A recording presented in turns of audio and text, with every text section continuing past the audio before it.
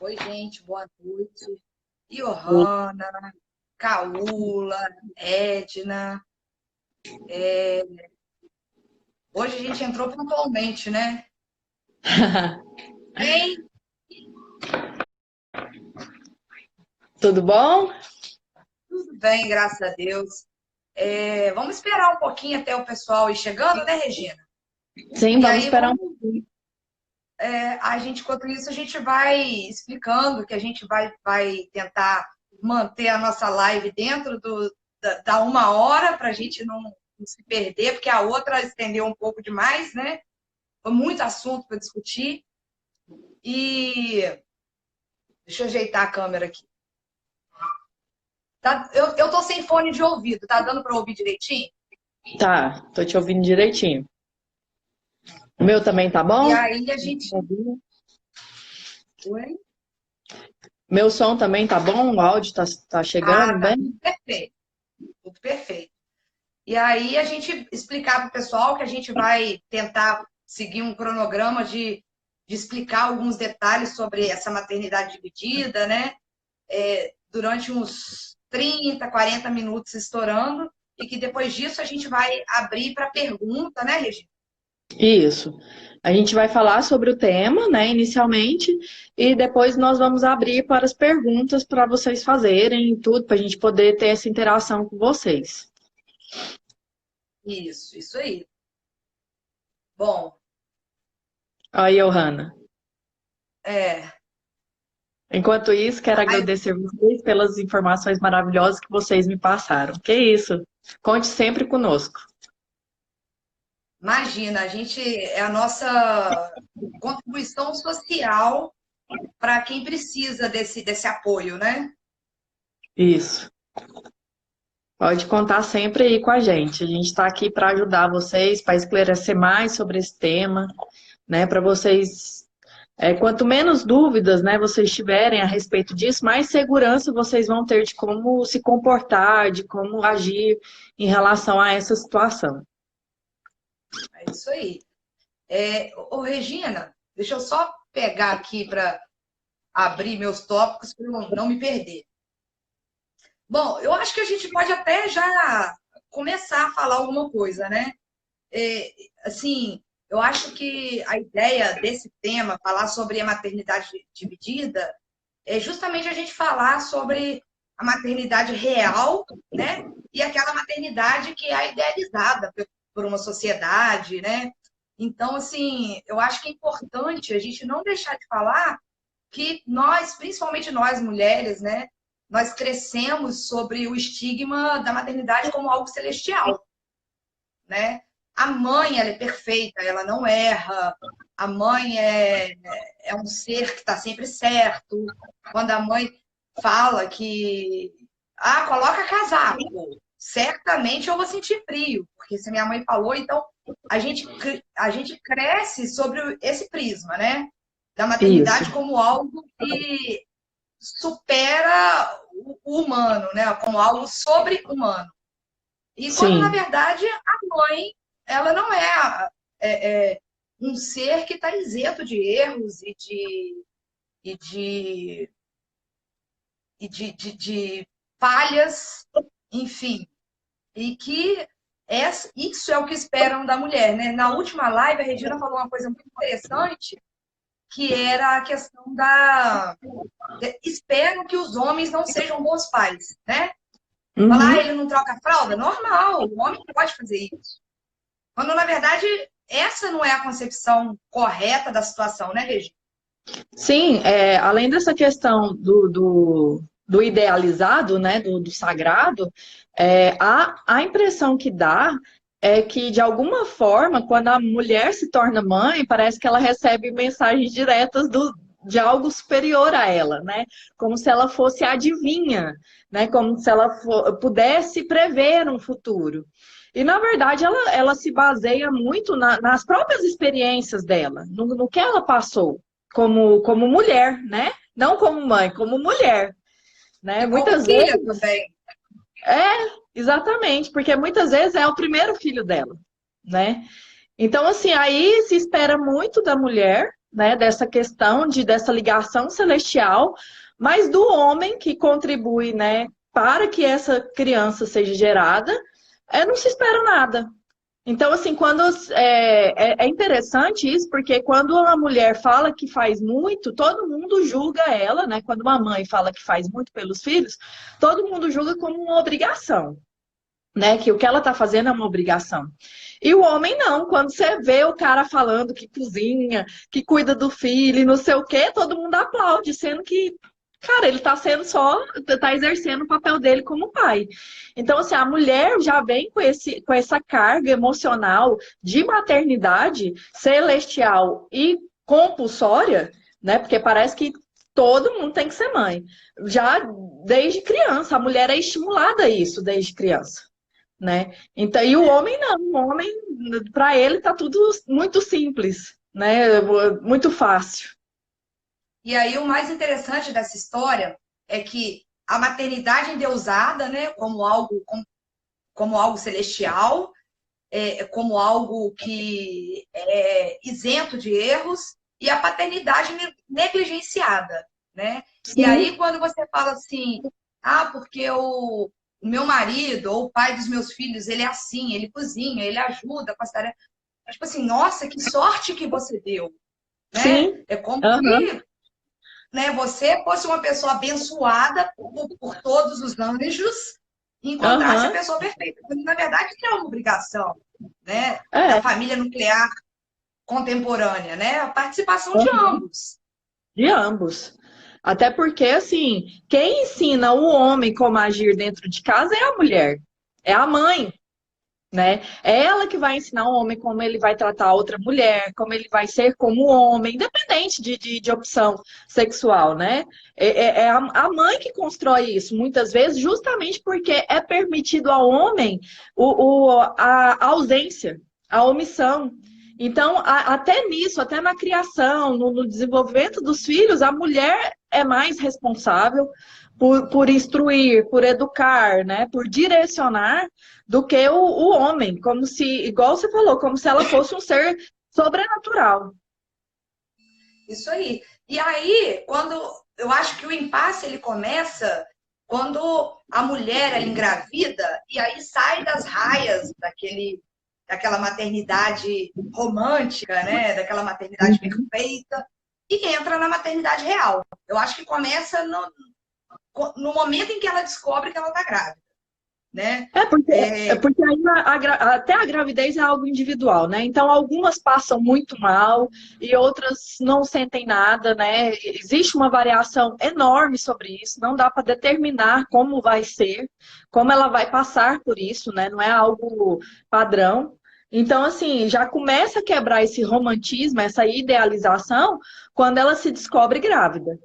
E muitas vezes ela não quer, né? Assim, ela não planejou essa gestação. Não estava nos planos dela aquele momento.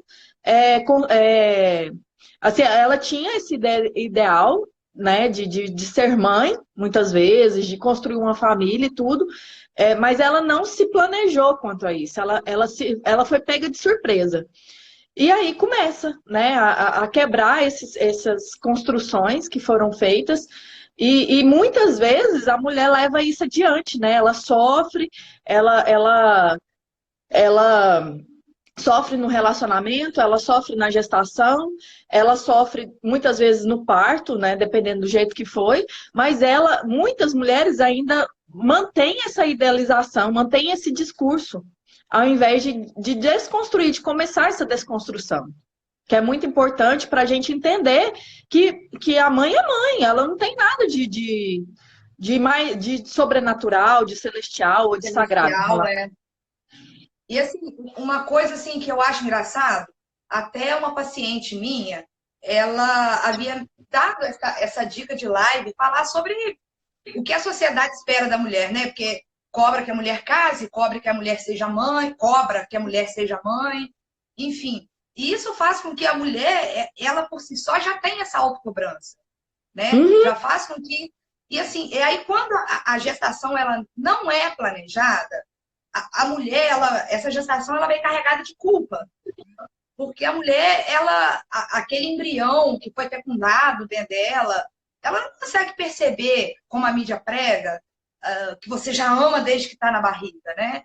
A Uhum. maternidade é construção, né? Você não nasce mãe. Ele fala assim, porque a gente, na verdade, a sociedade, ela faz com que as pessoas compreendam que a menina nasça mãe, mas isso não é Uhum. real, Isso não é né? real.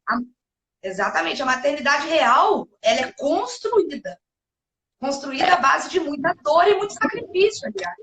Sim, até assim, você falando sobre a questão da sociedade, gente, é só ver quais são os presentes dados para meninas e meninos, né? O menino sempre ganha carro, né? Sempre ganha coisas que estimulem o crescimento dele, né? Eu falo assim, profissional, né? De relacionado a dinheiro e tudo.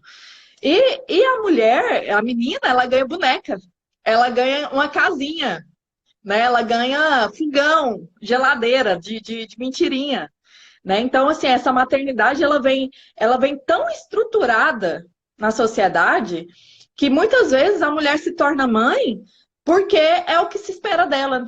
Ela nunca parou para pensar se é isso que ela deseja ou se é nesse momento que ela quer, né?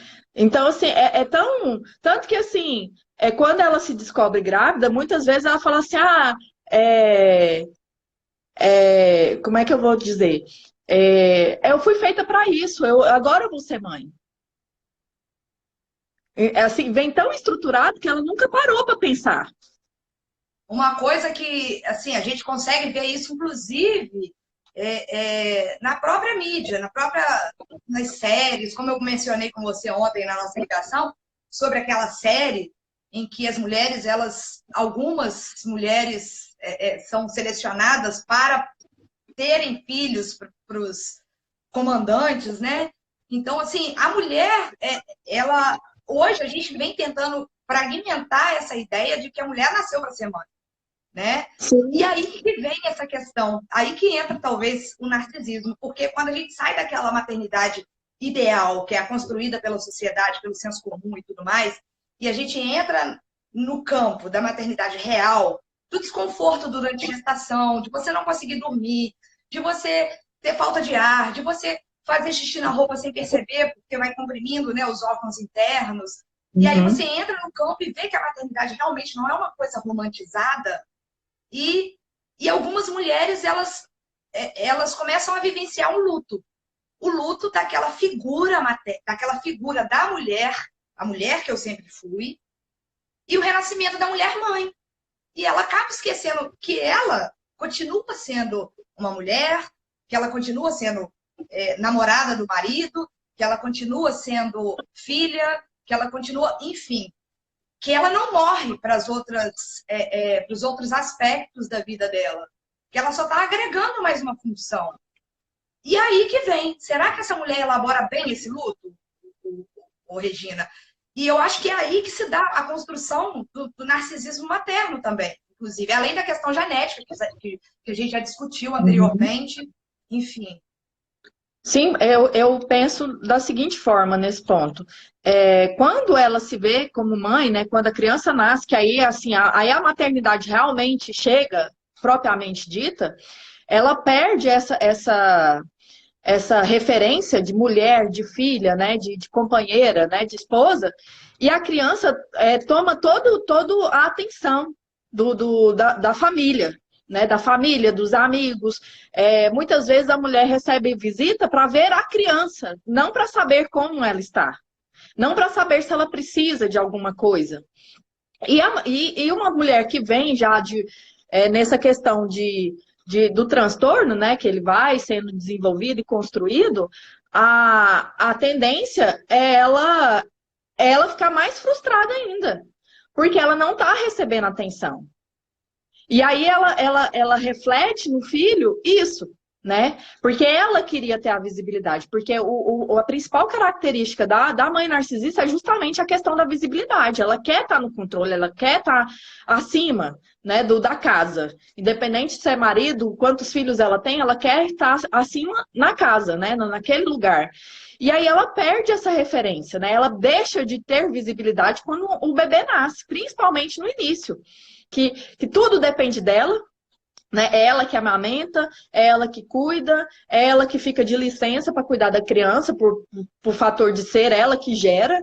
Então, assim, enquanto ela estava grávida, né, ela era vista, ela era, né, elogiada, ela era, né, impulsionada, incentivada. Ai, você vai amar muito, ai, você vai ver que filho é bênção, né? Ela escutava isso. Quando o filho nasce, ela perde.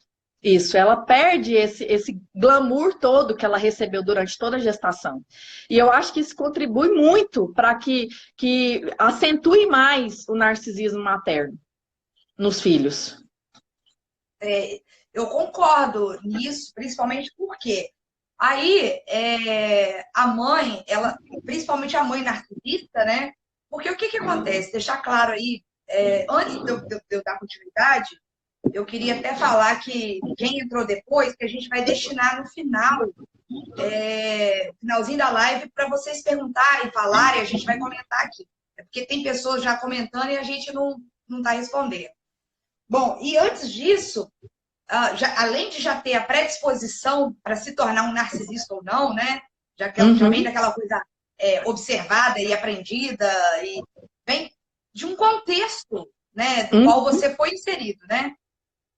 E quando você falou que a gravidez, quando ela não é planejada e que no início ela é o centro das atenções e aí tá legal, e quando essa criança nasce, a mãe passa a entender essa criança como uma extensão dela. E começa a ter, no início, um sentimento muito forte de propriedade. Né? E aí gera, às vezes, competição com a sogra, com a própria mãe, enfim. E aí cabe toda a família entender que essa mãe também ela está lutando para aprender a ser mãe, sendo narcisista ou não. Né? Uma coisa que eu sempre falei é o seguinte, eu não pratico na minha vida, por exemplo, quando uma pessoa ganha neném e visitar. Eu espero passar pelo menos o resguardo. Eu acho assim, extremamente invasivo, principalmente para quem está aprendendo a ser mãe, está recebendo visita o tempo todo. E aí chega, dá um pitaco, aí a pessoa fala, faz isso, faz aquilo. Isso desestabiliza ainda mais a mulher. A mulher que se encontra dentro dos padrões que a gente pode considerar como padrões normais. Você imagina a mulher que é narcisista, se sentindo invadida desse jeito e com outras pessoas que têm mais saber que ela. Sim, até porque como o narcisismo é construído, né? Ele vem de uma construção da infância, né? De todos os estímulos. A sociedade, sim, a família que observa a mulher que tem a tendência ao transtorno, qual que é a referência? Não, ela vai melhorar sendo mãe. Como se ter um filho também sabe? É tudo assim, como se aquilo fosse algo instantâneo, que vai transformar a vida e você nunca mais será a mesma. E não, aquela mulher lá que cresceu no lar abusivo ou no lar extremamente permissivo, né, que recebeu esses padrões, ela existe, ela está aqui no inconsciente, ela está na mente o tempo todo. Então, ela não vai se transformar em algo. Ela vai construir algo baseado naquilo que foi referência para ela. Ela aprendeu, exatamente. Essa ilusão de que a mulher se transforma na maternidade, que aí eu acredito que é mais nociva ainda para uma mulher que sofre do transtorno narcisista, por quê? Porque ela camufla mais ainda o transtorno nessa expectativa que esperam dela. Então, se eu consigo controlar o meu lar, o meu bebê, a minha criança,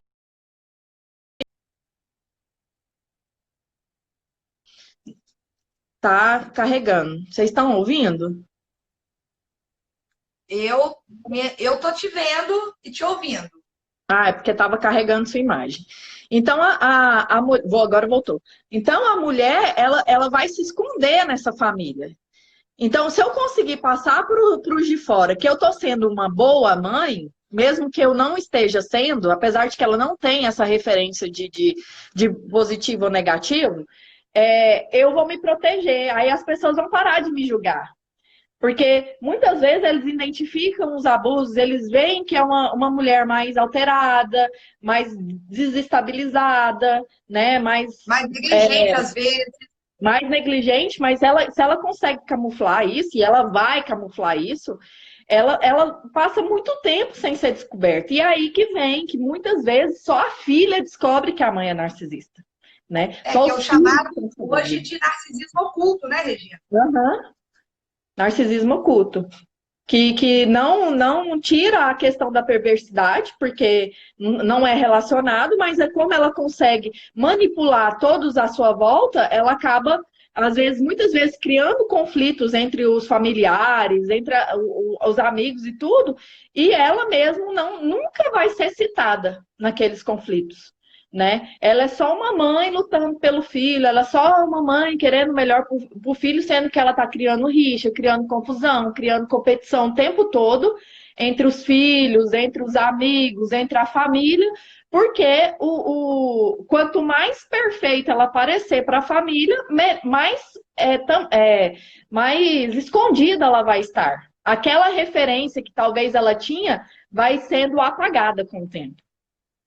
Sim, o interessante disso aí que você está falando é o seguinte, porque independente da construção de como essa mãe narcisista ela floresce, né? Se vai ser depois dela ser mãe ou se antes ela já estava, né, com essas características. Uma característica que hoje eu estava conversando com uma pessoa que é profissional da área e eu estava falando que eu acho interessante que o narcisismo parece uma coisa que na psicologia não existe, que é a tal da receitinha de bolo, mas é porque as situações são tão semelhantes e são tão previsíveis que o narcisismo, para mim, hoje se tornou uma receita de bolo. Então, quando uma pessoa começa, essa e aquela característica, eu já logo bato nessa situação. E normalmente esse narcisismo, como você disse, é descoberto pela filha, né? Ou pelo filho. Mas no caso do narcisismo materno, quando se existem mais filhos, é mais provável que a filha seja, né, o bode expiatório, que ela entre em sofrimento e comece a descobrir que existe algo de errado com a mãe. Né? Sim. Então, pode falar. Mas às vezes essa descoberta ela é tardia, né? No sentido assim, porque a referência que os filhos têm é o lar que eles moram, né? Eles não têm outra referência. Você não é como mudar de escola. É aquele lar o resto da sua vida. É aquelas pessoas o resto da sua vida. Não se troca de mãe, não se troca de pai. Então, essa descoberta, ela pode ser muito tardia para a questão emocional dos filhos, né? Da filha. Porque muitas vezes, durante a infância, parte da adolescência, a mãe foi até razoável. Né? Até não era tão abusiva, não era tão de cobrar, mas aí a hora que a menina floresce, né? Que ela se torna moça, e aí ela vai ser jovem, aí ela vai, né, começar a estruturar. Chamar mais atenção. Isso, chamar mais atenção, e tudo aí vem mais aflorado. E isso faz com que a mulher sofra, por quê? Porque a referência do feminino vem da mãe, né? A referência até de maternidade vem da mãe. A mulher reproduz muitas coisas do que ela foi como filha. E ela projeta nos filhos isso, dessa criação. Ela vê nos filhos características do que ela sofreu ou do que ela gostou na infância dela, com a mãe dela. Né? Acontece algo e ela linka aquilo com algo que aconteceu na infância dela, é parecido. Então, ela tardiamente descobre sobre isso e não tem apoio. Ela fica sem apoio familiar, vários amigos que... uma das características de uma mãe narcisista, principalmente a oculta, é agradar os amigos, né? É trazer os amigos para perto. Os amigos achar que você tem a melhor mãe do mundo. Que, eu queria que a sua mãe fosse minha mãe. Já cansei de ouvir isso. Eu queria que a mãe de fulano fosse minha mãe. E não era.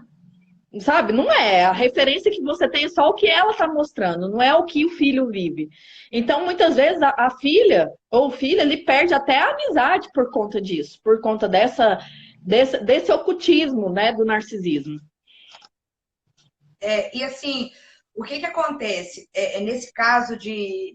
Eu acho que uma característica que é muito marcante e que faz com que a filha se perceba, talvez, uma vítima desse abuso narcisista, eu acho que a chave vira, principalmente pelos relatos que eu escuto na clínica e tal, é quando ela se torna mãe. E na maioria das vezes, essa maternidade ela vem de forma não planejada. Você já observou isso, Regina? E aí, Já, quando ela se torna mãe, que ela começa a fazer pelo filho, ela fala, opa, parece que acende uma luzinha do alerta. sim, Mas não era bem assim que eu tinha. Será que tem alguma coisa de errado comigo? E aí nasce esse conflito, porque o que aquela filha começa a fazer pelo seu filho era diferente do que a mãe fazia. Uma outra característica que eu acho que deixa muito marcado são as rusgas que essa mãe cria naquele ambiente familiar. uhum, Entre irmãos, não necessariamente entre irmãos, mas todas as pessoas que estão envolvidas naquele grupo, elas estão sempre ligadas a algum tipo de discórdia, de conflito, de competição. E isso sim. é um outro ponto para acender o alerta, Sim, né? porque igual você falou da questão delas se descobrirem na maternidade, porque elas começam a fazer coisas pelos filhos que elas viram que não receberam. E é tão instintivo delas fazerem que aí ela começa a se questionar, começa a pensar por quê? Porque ela não teve essa referência, mas é instinto, nela tem aquilo, né? Ela tem aquela voluntariamente a vontade de fazer algo que ela não recebeu, né? Que ela quer oferecer para o filho, mas ela não recebeu. E aí começa o questionamento. E é muito. Assim, aí ela tá numa confusão da maternidade, daquela quebra do romantismo, e tá na confusão de se ver numa situação que ela não tinha percebido ainda. Né? E aí ela não tem apoio, né? Porque a mãe não dá apoio. A mãe normalmente vai criticar, vai cobrar, vai, né, não vai falar, não, relaxa, calma, é assim mesmo, é adaptação. Não, ela vai criticar que ela não está sendo uma boa mãe, que ela não está conseguindo cuidar do filho, que ela não sabe como agir. E ela fica nessa confusão. Por quê? Porque o vínculo não foi quebrado, né? Aquele É, cordão não foi quebrado ali naquele momento. Então ela sofre mais ainda. exatamente, porque essa mãe, ela usa qualquer brechinha que ela tem para invalidar essa filha como pessoa. Então, essa filha vai ter sempre o sentimento de culpa, sempre o sentimento de incapacidade, Uhum. né? Então, assim, se a filha quer dormir um pouco mais, não quer dar de mamar aquela hora, a mãe vai estar lá falando assim, porque comigo, enfim, e a filha, ela vai estar sempre carregada de culpa. Por que eu não amo meu filho quando estava na barriga? Por que eu olhava a minha barriga crescendo e não conseguia compreender aquilo? Por E que muitas que quando eu olhei vezes, no bebê a primeira vez, eu olhei com medo? Gente, isso aconteceu porque é natural, porque essa é a uhum, maternidade real. Porque você constrói a maternidade. Então, tentem se livrar desse estigma que é criado pela sociedade, pela sua mãe, como se ela fosse a mãe perfeita e você é imperfeita. Porque, como a gente vem batendo, a maternidade ela é construída. Então, sim, eu digo para mulheres que estão nos assistindo hoje, se ela olhou para o filho a primeira vez e teve esse medo, e hoje o filho já está crescidinho, eu quero que vocês me respondam. O que vocês sentem hoje em relação ao seu filho, a nível de amor, em relação a quando ele era bebezinho? Como a maternidade é um negócio construído e o amor também acaba entrando nesse processo, a maioria das mulheres falam: eu amo meu filho hoje como eu não conseguia amar quando era bebê. Quando era bebê, eu tinha um instinto de proteção e eu me culpava por isso. Porque eu olhava e falava assim: pô, todo mundo diz que você já ama desde a barriga, mas eu não senti isso, uhum, tem alguma coisa de errado comigo? Não, não tem nada de errado com você. Maternidade é construída. E é construída baseado naquilo que você aprendeu durante a sua vida. Por isso o sentimento de culpa toma conta. Quando você olha para aquele bebê e se vê perdida. E fala, Sim. poxa, eu não sei ser mãe. Não, e ainda tem mais uma coisa aí, que, igual você falou assim, que aí a mãe chega e fala, ah, porque comigo era assim. E às vezes ela tá mentindo. Ela não fez aquilo que ela tá falando. E aí a mulher passa a tentar lembrar e ela não consegue lembrar daquilo. Aí ela começa a se questionar se ela tá ficando louca. E não é só na questão da maternidade, não. Essa questão de o gaslight, né, que a gente fala, ele acontece em várias situações, né? Da mãe falar que aquilo não aconteceu, ou que ela faria melhor, ou que ela seria uma mãe melhor, né? Que a filha está sendo incompetente e tudo, acontece várias vezes, e a filha fica sem referência. Então, essa questão da maternidade real, quanto mais divulgada, melhor. Por quê? Porque as pessoas se identificam com isso, igual você está falando aí, de querer, né, que você pediu a resposta do pessoal que está assistindo. Por quê? Porque muitas mulheres passam por situações diversas na maternidade. A maternidade não é uma receita de bolo. Né? O narcisismo vem, né, sendo estruturado e se tornando cada vez mais claro, mais padronizado, mas ser mãe não é uma receita de bolo. Nem sempre o que aconteceu com você aconteceu com outra pessoa, mas isso não quer dizer que não tem alguém que tenha passado pela mesma situação que você. Por isso que a maternidade real precisa ser divulgada e o ideal precisa ser quebrado, para que mais mulheres se identifiquem e às vezes se encontrem numa situação, por exemplo, eu amo ser mãe, mas eu não gosto do trabalho que isso dá, né? Eu não gosto, às vezes, de como isso toma o meu tempo. E muitas vezes ela precisa só de uma orientação, sabe? Só de procurar um profissional que vai conseguir estruturar a rotina dela melhor. Ou, por exemplo, assim, que ela tem dificuldade de pôr o filho para dormir, alguma coisa assim, e aí esse profissional vai ajudar ela nessa rotina de colocar o filho para dormir. Sabe? Às vezes é detalhes que vão fazer a diferença e não alguém vir e te criticar ou alguém vir e falar que na minha época ou comigo não era assim. Porque assim como a maternidade não é uma receita de bolo, a sociedade também está evoluindo, né? Está mudando, várias informações vão chegando. Então, isso não impede isso não pode ser um impeditivo de você pedir ajuda. Uma coisa, eu me lembrei de uma situação interessante aqui, que eu acho que é válido até falar, que é o seguinte: a filha de mãe narcisista teve um bebê, não planejado, e foi cesárea. E ela não estava acostumada com aquela situação, enfim. E eu vi a mãe falar assim, nossa, como você é mole. Porque eu, quando fui mãe, levantava no primeiro dia mesmo com cesárea para fazer todas as coisas de casa. E essa filha, ela sentia uma culpa tremenda, porque ela se via numa situação de ser péssima mãe.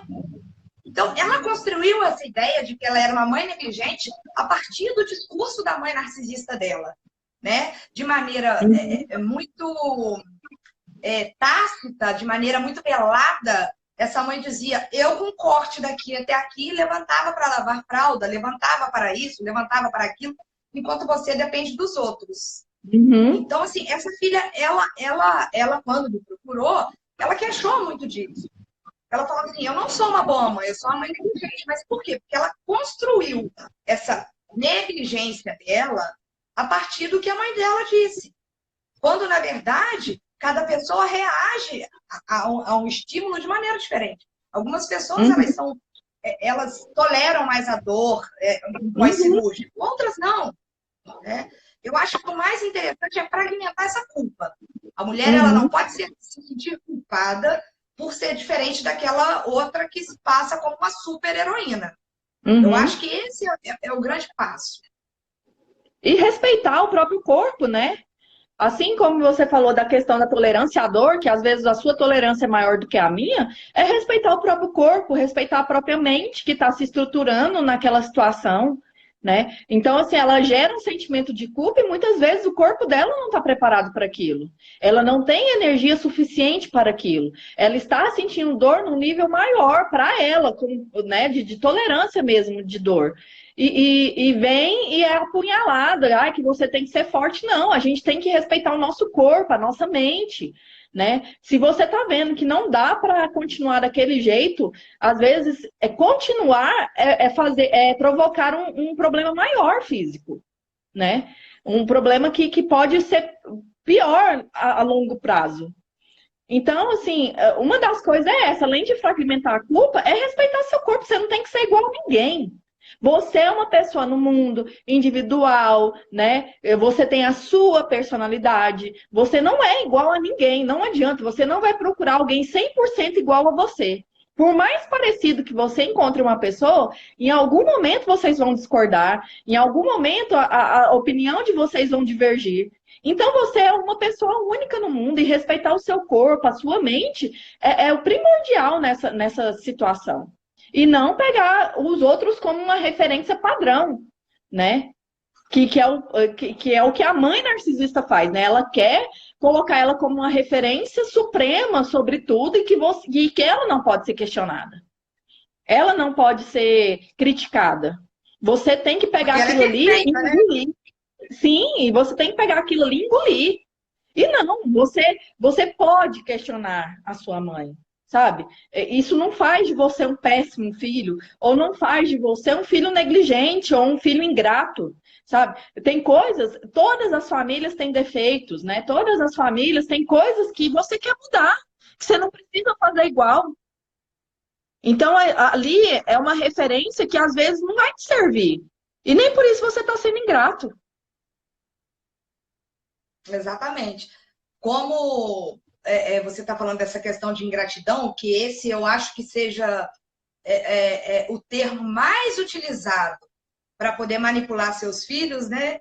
Suas filhas, né? Na maioria das vezes, essa questão da minha filha é ingrata, minha filha não pensa em tudo que eu fiz para ela em algum momento. E aí eu acho que é importante. Oi? O vitimismo em forma de ingratidão. Exatamente. Então, acho que é importante também a gente reforçar aquela questão, Regina, de que, principalmente porque eu também tenho muito essa queixa dentro da clínica, de que as filhas de mães narcisistas falam assim, mas e o honrar pai e mãe? Eu falo, gente, honrar pai e mãe é usar aquilo que você aprendeu de melhor da sua mãe para sua vida e fazer melhor ainda. Não é você aceitar as humilhações, as invalidações, a maneira como ela te diminui, te humilha, te coloca para baixo e continuar lá batendo continência. Você precisa usar aquilo que a sua mãe tem de bom, porque ainda que seja narcisista, algumas coisas ela passa pro lado bom. Sim. Usar isso para poder ser uma pessoa melhor. Esqueceu o que ela fez de ruim. E o que eu falei na live anterior, se não sobrou nada de bom, aquilo também é referência de algo que você não quer ser. Aquilo é referência de algo que você não quer repetir. E ela virar, igual, por exemplo, já vi relatos de pessoas virar e falar assim, que a mãe falou, eu posso te matar porque eu sou sua mãe. Sabe, é tudo em nome de ser mãe. É tudo em nome de achar que ela pode fazer tudo só porque ela é mãe, só porque ela gerou, só porque ela deu à luz aquele filho.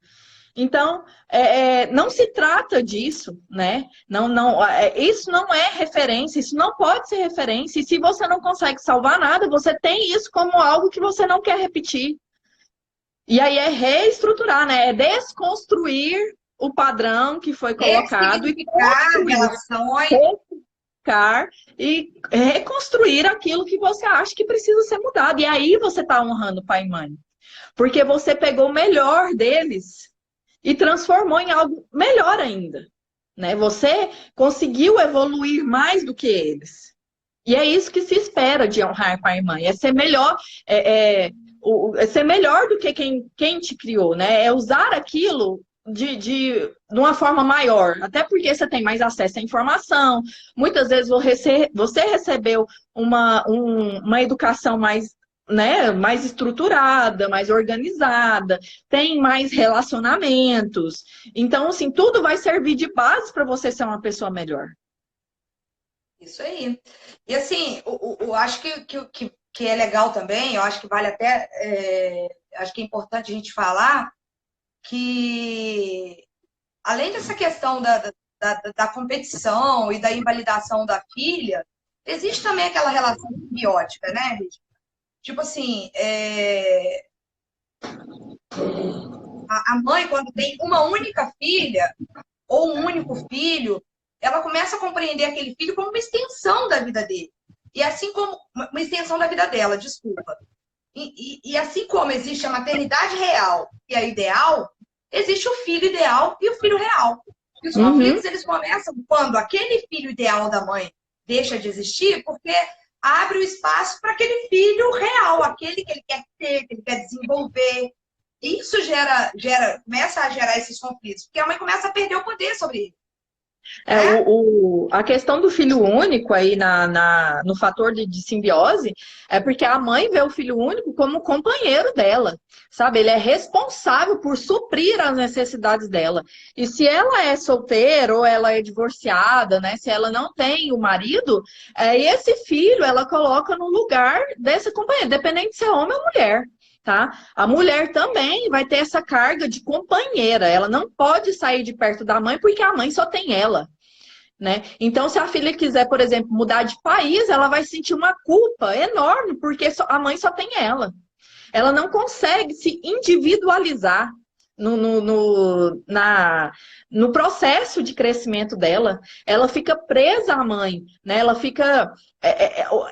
O filho único, ele sente essa carga de ser colocado num lugar que ele não foi. Que não é para ele, né? A constelação familiar fala sobre isso. Quando você toma um lugar que não é seu, a sua vida trava.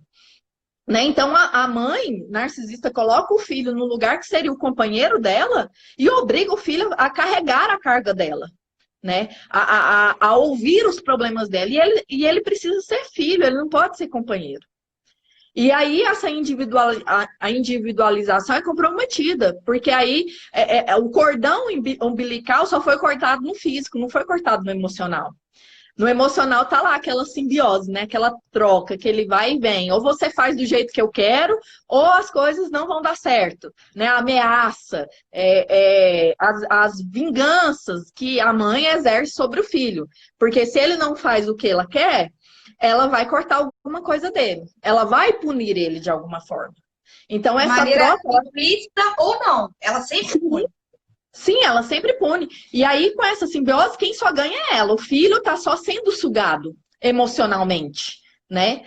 Então, as pessoas muitas vezes não enxergam que você precisa ter sua individualidade, né? Os filhos de mães narcisistas não conseguem compreender isso, né? Não conseguem ir além nessa questão, porque eles se sentem muito culpados porque eles foram colocados num lugar que não é deles. Exatamente. E assim, e de qualquer maneira, eu vejo que hoje, por exemplo, na clínica, quando alguma pessoa me procura já com essa ideia de que a mãe é narcisista, a primeira coisa que eu trato de trabalhar é a construção da autoconfiança e da independência emocional desse paciente. Quando o paciente ele não se dá conta que talvez ela tenha uma relação tóxica com a família, seja com pai, mãe, enfim, a gente procura outros meios dele poder enxergar que aquela demanda existe de fato, né? E assim, quando o filho ele consegue construir essa autoconfiança e essa independência emocional dos pais, eu acho que para trabalhar esse sentimento de culpa, de não me sinto culpado por não ver a minha mãe mais, porque ela me faz mal, isso faz com que o fardo se torne leve e que ela comece a entender que honrar pai e mãe não é bater continência e continuar aceitando sofrimento. Né? Uhum. Eu sempre, assim, eu pontuo quando chega, né, esses casos para mim, é que você precisa ver o narcisista como ele realmente é. Você precisa tomar consciência do que você viveu.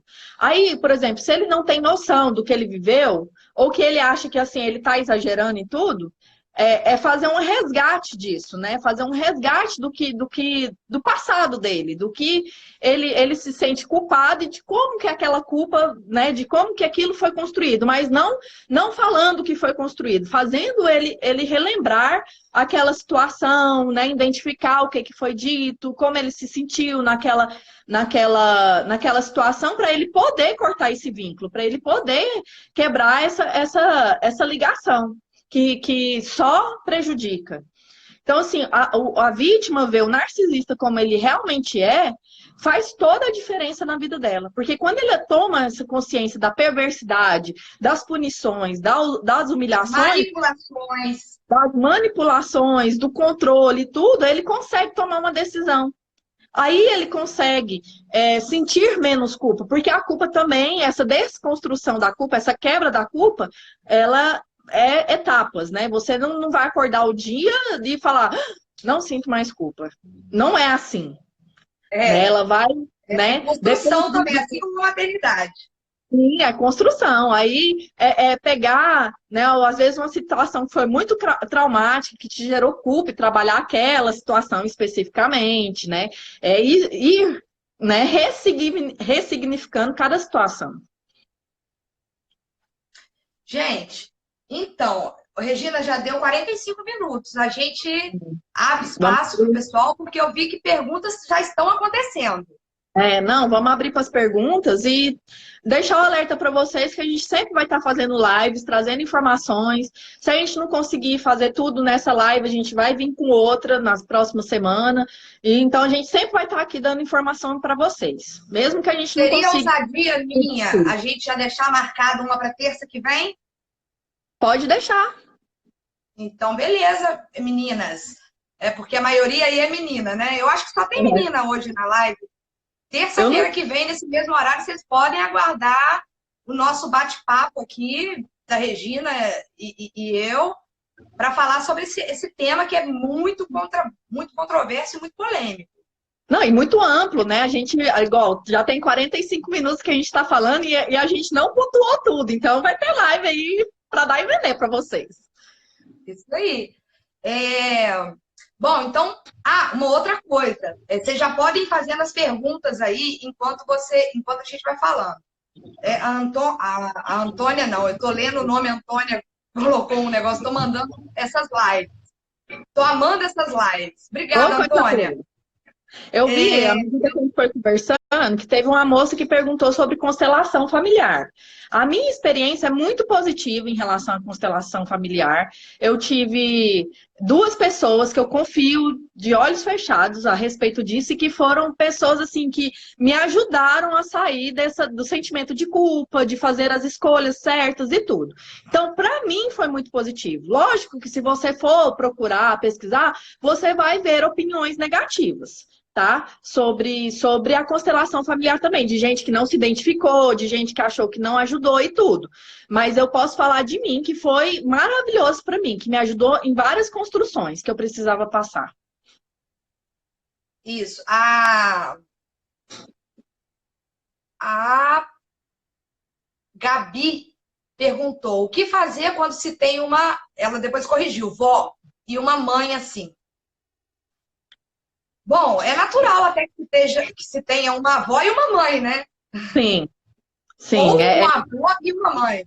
Sim, é natural.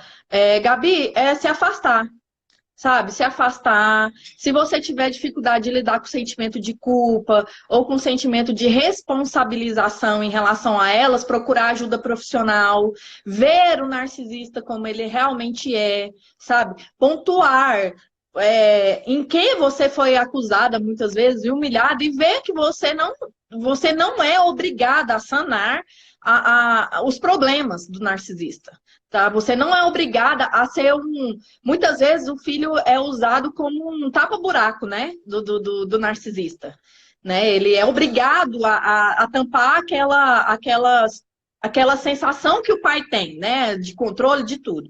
Então, muitas vezes você vai precisar de ajuda mesmo, de ajuda profissional, de fazer uma terapia e tudo, para desconstruir alguns padrões, algumas coisas que foram instaladas em você.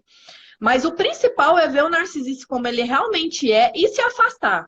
Para ele não te abalar tanto emocionalmente. Porque ele sabe seus gatilhos, ele sabe aonde a corda aperta para você. E assim, eu acho que é importante você trabalhar essa questão da culpa. Isso, Regina, isso para mim é o principal. Trabalhar essa questão da culpa com a filha de mãe narcisista. Porque a mãe sempre vai puxar para esse lado e a filha sempre vai se sentir, talvez, ingrata. E uma outra coisa, a busca de não ter, tentando não ter conflito com a mãe, isso traz uma evolução muito significativa. E existem pessoas, inclusive, existem relatos de filhas que precisam romper mesmo, né? Contato zero.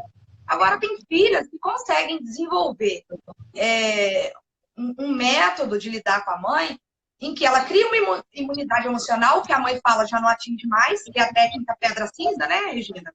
Isso. E que ela consegue até ter uma convivência civilizada com essa mãe. Né? Isso vai depender de cada um. Agora, pode falar. Até porque existem níveis de narcisismo e, consequentemente, de perversidade. Então, dependendo do nível que a mãe está ou que você esteja passando, só até a pedra cinza não vai resolver o efeito para você criar essa imunidade emocional, né? Para quem tiver com dúvida, tem vídeo, tá? No IGTV sobre a pedra cinza e o contato zero, que eu abordo lá. Vocês podem entrar lá no Superador e ver os vídeos. Então, assim, depende muito desse nível de narcisismo. E muitas vezes só a técnica pedra cinza não vai fazer com que você consiga se reestruturar emocionalmente. Uma outra coisa aqui. Enquanto estão surgindo novas perguntas, eu vou falar para a quem interessar. É que a Regina e eu estamos com um projeto, né, Regina? Isso. É um projeto que a gente vai ajudar de forma mais individualizada essas vítimas do abuso narcisista. Então, assim, em breve nós vamos lançar aí no Instagram como que vai ser, enfim. E aí fiquem atentos a isso.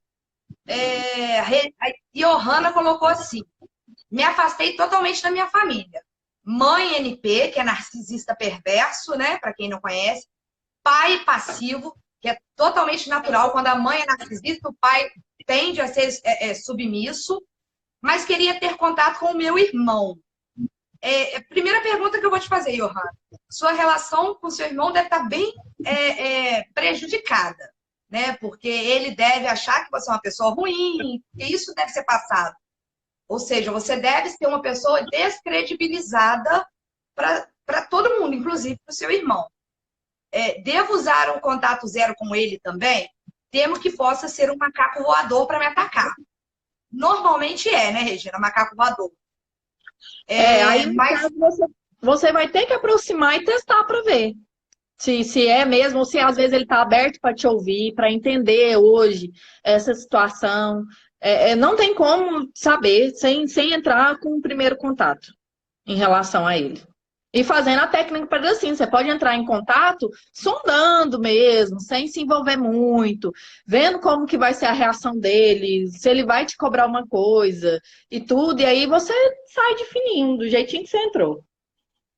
E assim, eu não conheço a sua história, Johanna, mas levando em consideração que seu irmão deve ser o filho dourado, então, assim, para toda mãe narcisista, ter filhos unidos é um indicativo de perigo para ela.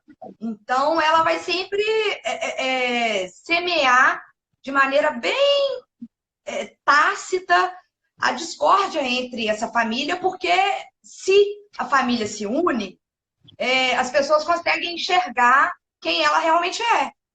Uhum. É isso mesmo. Bom, Jana colocou... Nicinha, oi, Janaína, querida, meu amor. Te achei aqui no Instagram, saudades.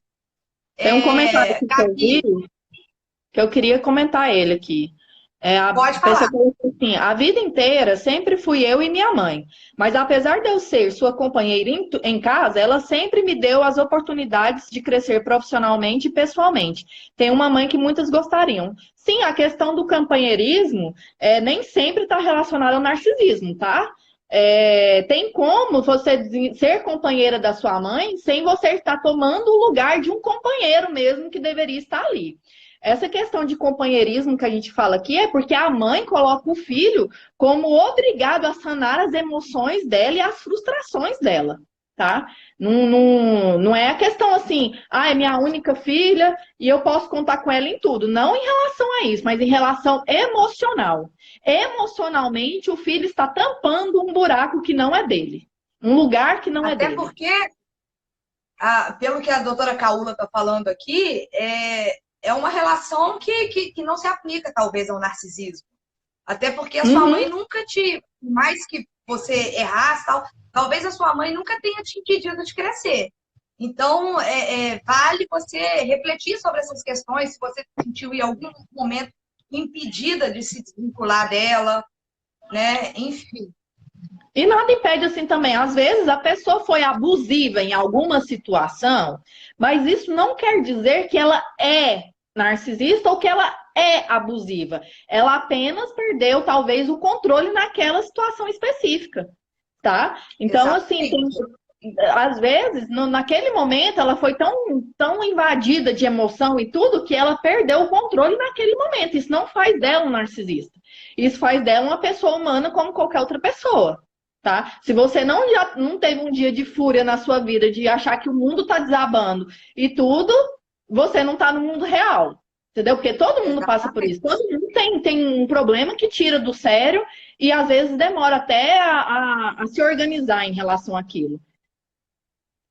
A Laria Cabral escreveu: Estou sem base. Percebi que minha mãe, pai oculto no caso, e marido são narcisistas. Obrigada por dividir os conhecimentos, meninas. Toda a minha dor fez sentido. E vai Que doer. bom. Porque quando começa a fazer sentido, você começa a se flagelar, né? Porque você Sim. começa a entender que você precisa seguir caminhos, mas ao mesmo tempo existe essa dificuldade de seguir esses caminhos, né? Porque existe a questão E da eu dependência costumo, emocional, em alguns casos a financeira, enfim. e eu sempre falo assim, vai doer muito antes de começar a melhorar. Porque você vai ter que passar pela desconstrução de tudo que você viveu para você poder começar a ter uma vida mais tranquila, uma vida mais consciente, com decisões conscientes, né? Com decisões que são boas para você. Então vai doer muito no início antes de começar a melhorar.